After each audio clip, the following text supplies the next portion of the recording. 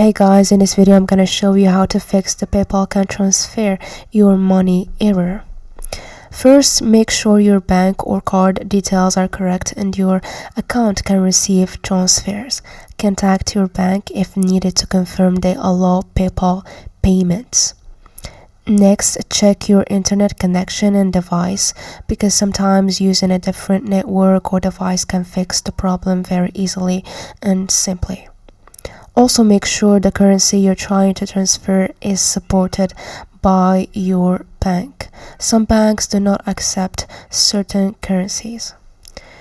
Also, your bank might have transfer restrictions, so check with them if PayPal transfers are allowed. Sometimes the issue is temporary, so waiting a few hours or a day maybe can help.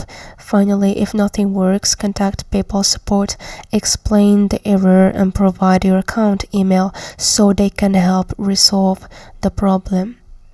That's it. Thank you for watching. If you have any questions, ask me in the comments. If you found this helpful, drop a like and subscribe. See you in next video.